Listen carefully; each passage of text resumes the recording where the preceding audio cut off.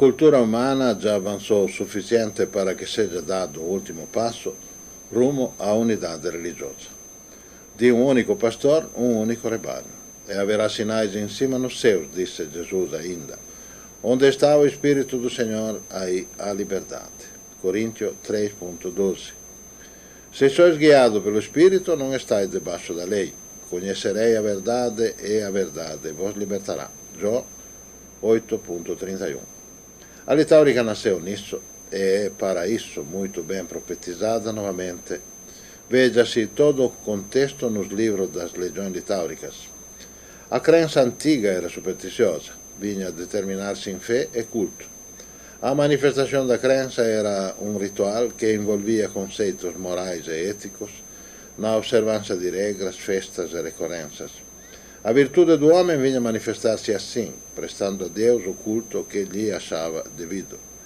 O templo era destinado ao culto e na igreja realizaram sessões de recordação eterna, condicionantes, misteriosas e respeitáveis. Mas o Deus rezado nisso não é o Deus da vida verdadeiro. E somente aquele rappresentato lá che è vitalizzato sono interesse do sacerdote.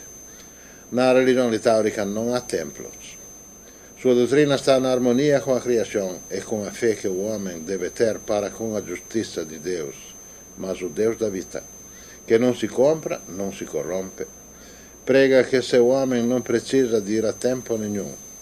Para respirar a vida, entende-se daí que não há lugar para expressar a própria fé, mas o homem deve encontrar na prática da vida e na sua escola os verdadeiros valores morais e praticá-los, e quando chefe da sua família assumir no lar a função de sacerdote, na prática da moralidade cristã, da religiosidade, no seu espiritualismo, exprimindo assim culto e fé.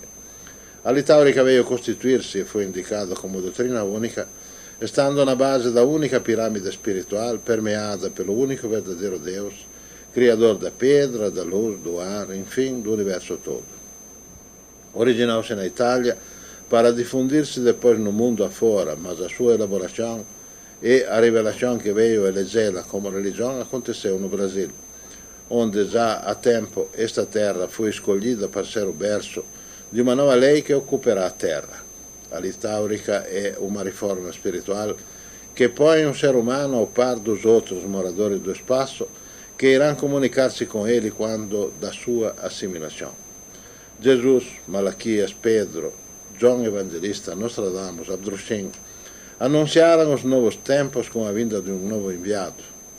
Este, inclusive, teria aberto a seleção do juízo final. E toda esta matéria já faz parte da programação do trabalho litáurico e completou 5 anos em 30 de junho do ano 2000. Muita gente viu, ouviu e não ligou. Mas agora vivem todos o tempo do juízo.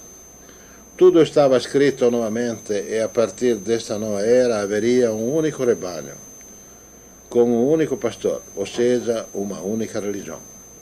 Como você, caro católico, iria reconhecer um enviado divino nos tempos atuais? Ele desceria em um carro alado na Praça do Vaticano, só para lembrá-lo, Jesus era filho de um carpinteiro. E você, caro evangélico, faça-se a mesma pergunta. Como reconheceria um enviado de Deus? E você, espírita, pois nas obras póstumas de Kardec, página 294, foi-lhe dito que a sua obra não havia sido acabada, que deveria haver um outro enviado para completá-la com a prova científica. Como você, espírita, reconheceria o próximo enviado? Aquele que deve completar a obra. Considerem aquilo que vem a seguir. Há uma nova revelação na Terra de um novo enviado que continua o cristianismo do amar a Deus sobre todas as coisas e o próximo como a si mesmo. Continua a obra kardecista, atualizando-a com um novo evangelho e com a prova científica, aproximando mais a ciência da religião, pois, como disse Einstein, a ciência sem religião é manca. Desenvolve estudos e faz diagnósticos da saúde espiritual das pessoas a partir da fotografia Kirlian, máquina desenvolvida na Rússia, reconhecida pela ciência, onde prova a reencarnação. E o novo enviado tem uma auréola luminosa na cabeça? Não. O novo mestre não tem nada de incomum na aparência. Tem várias fotografias da sua aura que realizadas em tempos e datas diferentes são sempre perfeitas. E como poderia ser sem ver a predestinação de um novo enviado, senão através da sua aura?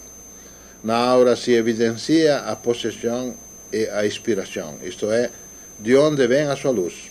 A possessão pode ser curada fácil e rapidamente? Não. Pode ser curada gradualmente, mas naturalmente, agindo diretamente sobre a pessoa portadora do problema, não pode ser realizado este seu tratamento por espíritas, nem sacerdotes, tampouco com exorcismo ou coisas similares, ou por pessoas de conhecimentos parciais. Isso tudo nada significa na criação. Pode ser tratada pela força de uma pessoa convocada para tal fim. Esta força se demonstra na aura. Força que é muito maior do que a de todos os espíritos malévolos que aí entram em questão e que muitas vezes dispõem de energias gigantescas. Da mesma forma que estes espíritos recebem forças adicionais das trevas, assim também um espírito puro com fé pura recebe das regiões luminosas forças adicionais à sua própria, mediante a mais humilde das orações antes do ato. E tudo isso é que um novo mestre faz, há vários anos, em uma pequena chácara da região de Interlagos, em São José dos Campos, onde já realizou milhares destes tratamentos, na presença de milhares de pessoas.